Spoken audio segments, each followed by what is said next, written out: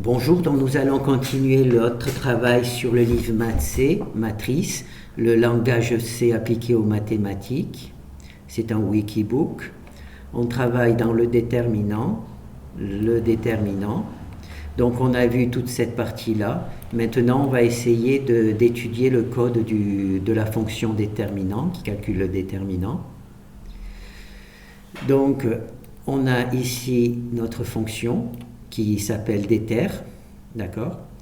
On va juste voilà. Donc elle permet de calculer le déterminant. Alors, il suffit de rentrer le nom de la matrice pour laquelle on doit travailler. Donc il faut qu'elle soit carrée naturellement. Si ce n'est pas carré, on ne peut pas calculer. Bon, je n'ai pas vérifié parce que je suppose que c'est au technicien, enfin, de vérifier que la matrice est vraiment bien carrée.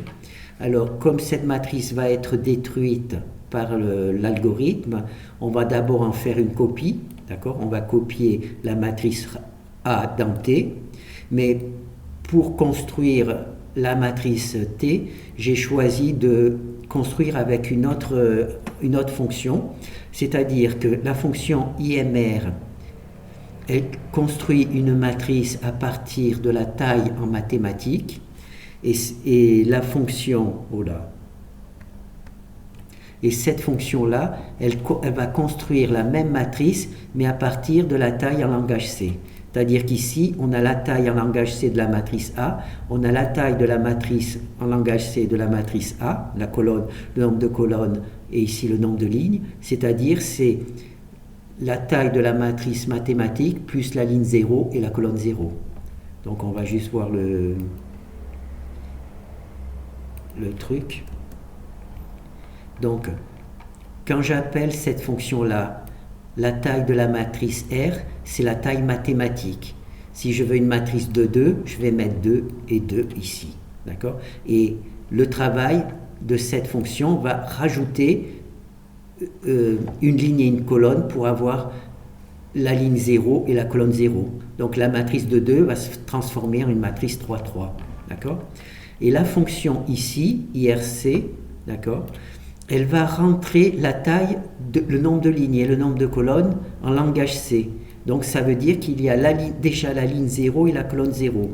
Et donc c'est pour ça que j'appelle cette fonction-là, pour justement retirer la ligne 0 et la colonne 0 avant d'appeler la fonction qui crée des matrices. D'accord?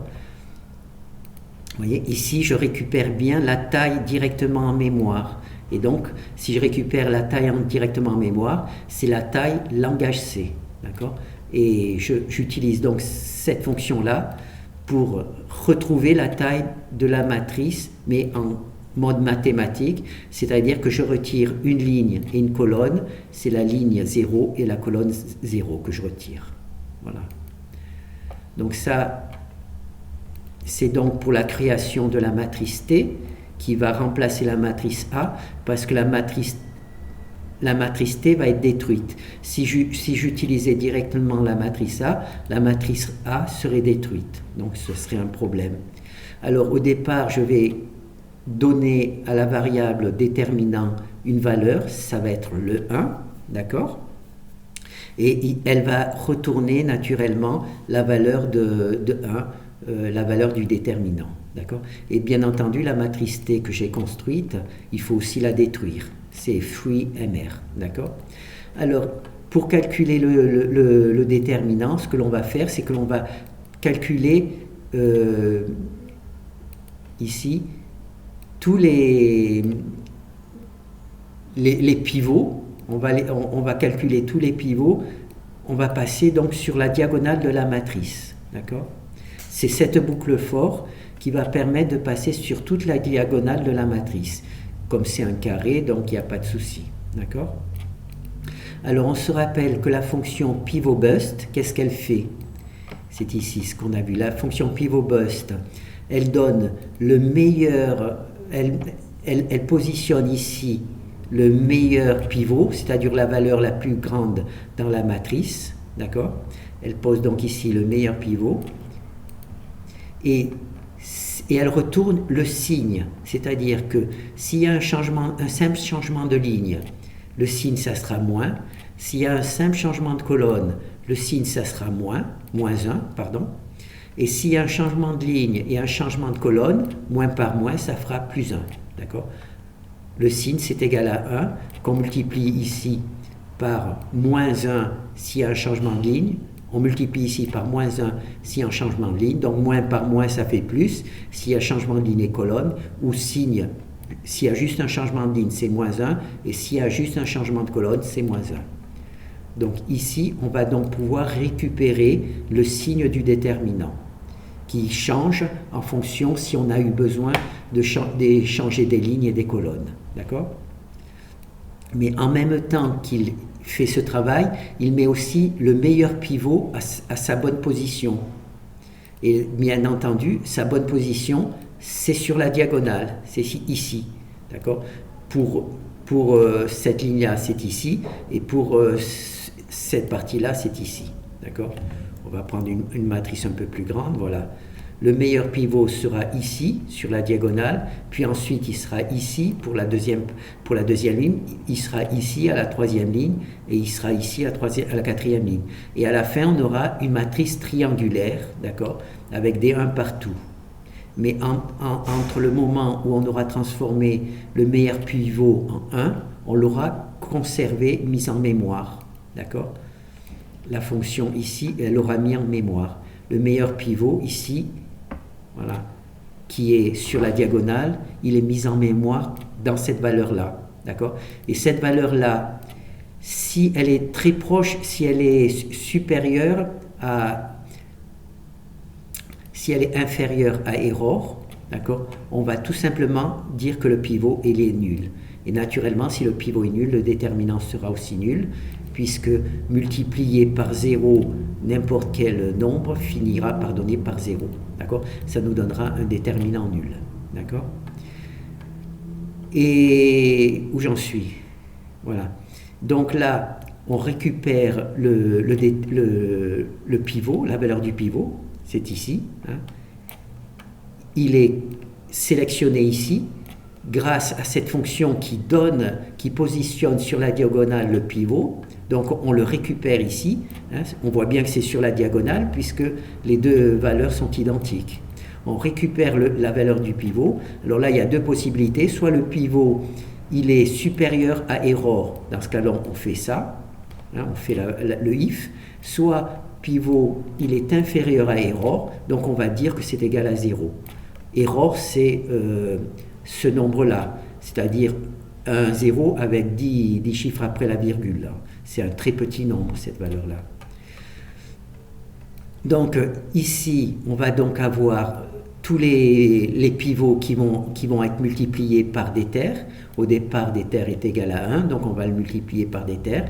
Et une fois qu'on aura multiplié tous les pivots, les meilleurs pivots qui ont été sélectionnés par cette fonction, d'accord, cela va donner tout simplement la valeur du déterminant.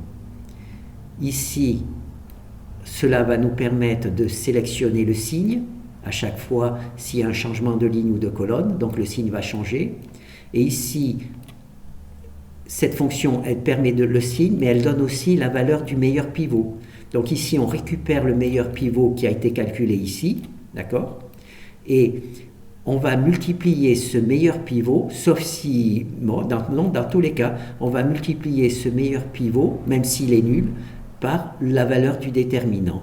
Et quand toute la boucle aura fait tous les pivots, on va tout simplement donner la valeur du pivot. D'accord? Voilà. Donc, BuzzPivot fait deux travaux. Il positionne le meilleur pivot au bon endroit, c'est-à-dire sur la diagonale, et en même temps, il permet de changer le signe du déterminant si on a été obligé de changer les lignes, ou une ligne, ou une colonne, ou les deux, d'accord? Et le signe, c'est 1.